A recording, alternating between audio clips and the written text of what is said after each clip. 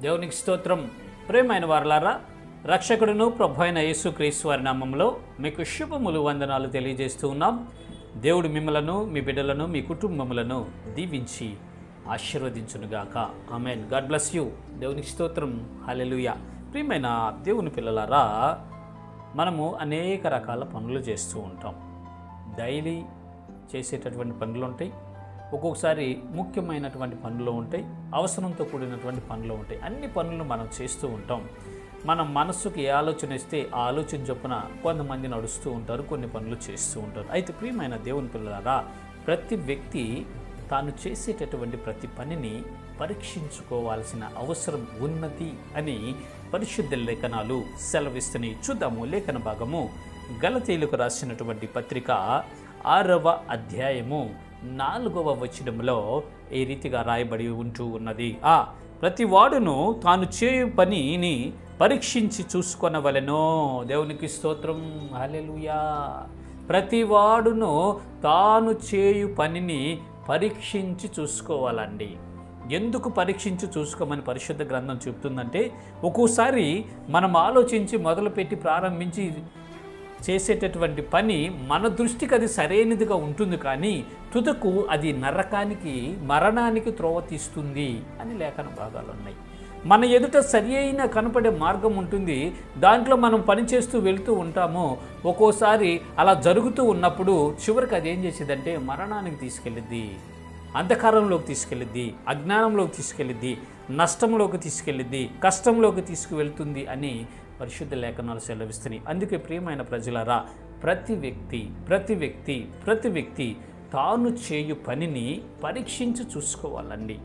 అది భౌతిక సంబంధమైన పని కావచ్చు, ఆత్మ సంబంధమైన పని కావచ్చు, అది నీ దేవుని మీద విశ్వాసము కావచ్చు, నీ కుటుంబం మీద బాధ్యత కావచ్చు. ఏ పనైనా సరే నీవు పరీక్షించి చూసుకోగలిగితే అసలు నేను చేసే పని కరెక్టా కాదా, నేను చేసే పని సరి అయినదేనా, నేను చేసే పని వలన ఫలితం ఎలా ఉంటుంది, నేను చేసే పనిని బట్టి మంచి ఫలితం వస్తుందా, చెడ్డ ఫలితం వస్తుందా అని మనము 1-2 సార్లు పరిశీలించుకొని మనల్ని మనం చూసుకున్నట్లయితే, ఒకవేళ మనము చెడు పని చేయబోతున్నప్పుడు, చెడు మార్గంలోకి వెళ్ళబోతున్నప్పుడు, ఆ నష్టం పరిచే పని మనం చేయబోతున్నప్పుడు, కష్టపడే పని మనం చేయబోతున్నప్పుడు అది ఆపివేసుకొని సరి అయిన పని చేయటానికి అవకాశం ఉంటుంది ప్రియులారా. అందుకే పరిశుద్ధ లేఖనం సెలవిస్తుంది, ప్రతి మనుష్యుడు తాను చేయు పనిని పరీక్షించి చూసుకొనవలెనో. దేవునికి స్తోత్రం. హల్లెలూయా. రక్షించబడి విశ్వాస యాత్రలో వెళ్తున్న విశ్వాస వీరులారా, పరలోక పౌరులారా, మీరు చేయు ప్రతి పనిని పరీక్షించి చూసుకుంటున్నారా? మీరు చేసే ప్రతి పనిని పరీక్షించి చూసుకుంటున్నారా? లేదా ఎవరో ఏదో చెప్తున్నారని, లేకపోతే నీ ముందున్నటువంటి అభిషిక్తులు కానీ, లేకపోతే దైవజనులు కానీ, లేకపోతే సాటి విశ్వాసులు కానీ, పెద్దలు కానీ చెప్తున్నప్పుడు గుడ్డిగా మీరు ఫాలో అయిపోతున్నారా? అలా వెళ్ళకూడదండి. పరీక్షించి చూసుకున్నప్పుడు నీ పనిలో ఉన్న లోపాలు నీకు కనపడతాయి. పరీక్షించి చూసుకున్నప్పుడు నువ్వు చేయబోతున్నటువంటి తప్పు ఏదో నీకు కనపడుతుంది.